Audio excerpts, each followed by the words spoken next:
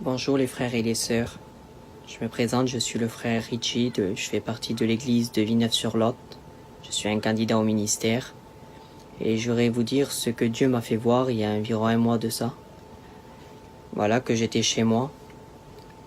Et voilà, vers les coups de 18h, j'ai rentré dans ma caravane et j'ai fait dormir mon petit bébé. Et voilà, quand j'ai mis mon petit dans son lit, voilà que je me suis mis à côté de lui pour le faire dormir.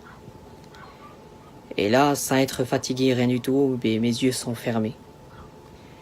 Et d'après ma femme, quand elle est montée dans la caravane, elle m'appelait et elle me disait que je répondais pas. Et là, quand mes yeux sont fermés, aussitôt je les ai rouverts. Je me suis vu apparaître d'un grand chemin blanc. Et de chaque côté, il y avait des fleurs de toutes les couleurs. Et ce chemin blanc, il montait très haut.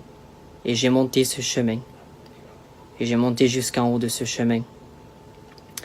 Et voilà que j'ai apparu devant une grande porte immense, toute blanche. Et devant cette porte, il y avait deux anges. Je les voyais pas, je voyais juste des grands aspects, ils sont immenses.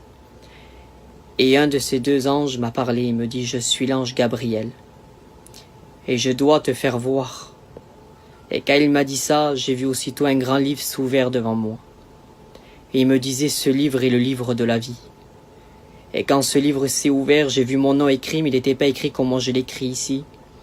Et il me disait, ton nom, il est caché derrière une pierre que tu découvriras bientôt.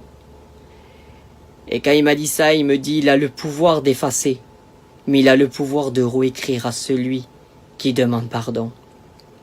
Et quand il m'a dit ça, il me dit, rentre maintenant mon serviteur. Et là, quand il m'a dit ça, cette porte s'est ouverte et j'ai rentré à l'intérieur.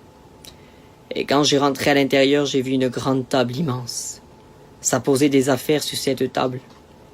Et il me disait, ça y est, c'est presque terminé. Et quand il m'a dit ça, il me dit, suis-moi. Et quand je le suivais, j'ai apparu devant une autre pièce. Une grande pièce immense, tout blanc. Et là, j'ai vu mon oncle qui nous a quittés il y a un mois. Et là, j'ai vu mon oncle, il était allongé, il dormait. Sur sa tête, il avait une couronne. Et il me disait, ça y est, et il a eu la victoire, et il a obtenu la couronne de vie. Dans peu de temps, ils ressusciteront. Et quand il m'a dit ça, il me dit, maintenant, suis-moi. Et quand j'ai suivi, j'ai été dans notre lieu. Et quand j'étais dans ce lieu, ça faisait encore plus haut, plus haut, plus haut dans les hauteurs. Il y avait une lumière qui les éclairait. Ils sentaient 3 personnes retournées de dos. Et je voyais que celui-là du milieu, il était debout. Et il me disait, ça y est. Il s'est levé de son trône. Et quand il m'a dit ça, j'ai vu qu'en face de lui, il y avait une rangée de chaque côté.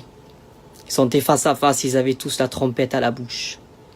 Et il me disait, avertis, soyez prêts, avertis qui soyons prêts, car il vient. Et voilà, quand il m'a dit ça, je me suis réveillé. C'est pour vous avertir, frères et sœurs, de ce que Dieu m'a fait voir. On vit les derniers moments, on vit les dernières secondes. Alors c'est le temps de se préparer, c'est le temps d'être prêt. Aujourd'hui, il m'a pas dit le temps de se préparer, mais il m'a dit il faut qu'on soit prêt. Alors aujourd'hui, toi qui écoutes ces mots, eh bien si tu es découragé ou attristé, mais prends les forces que Dieu veut nous donner ce matin. Eh bien on veut être Seigneur, eh bien être prêt. Prêt parce que le retour de Dieu est pour bientôt. Alors soyons prêts. Que Dieu vous bénisse.